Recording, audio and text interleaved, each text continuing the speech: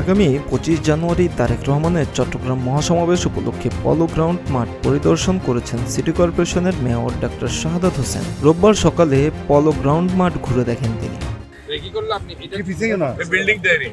পরিদর্শনকালে mayor মাঠের সার্বিক অবস্থা, মঞ্চ স্থাপন, প্রবেশ ও বহির্গমন পথ, পরিচ্ছন্নতা, নিরাপত্তা এবং প্রয়োজনীয় অবকাঠামোগত প্রস্তুতি সম্পর্কে খোঁজখবর নেন। তিনি সংশ্লিষ্ট কর্মকর্তাদের প্রয়োজনীয় দিক নির্দেশনা প্রদান করেন, যাতে মহাসমাবেশে আগত নেতাকর্মী ও জনসাধারণের নির্বিঘ্নে অংশগ্রহণ করতে পারেন। 21 বছর পরে চট্টগ্রামের মানুষের মনের মধ্যে অনেক উন্মাদনা। এখানে শুধু আমাদের দলীয় নেতাকর্মী নয়, বাংলাদেশের মানুষ ওনাকে দেখার জন্য এবং চট্টগ্রামের মানুষ ওনাকে দেখার জন্য উন্মুখ হয়ে আছে এবং চট্টগ্রামবাসী ওনাকে সাদর আমন্ত্রণ জানানোর জন্য অত্যন্ত অধীর আগ্রহে অপেক্ষা করছে।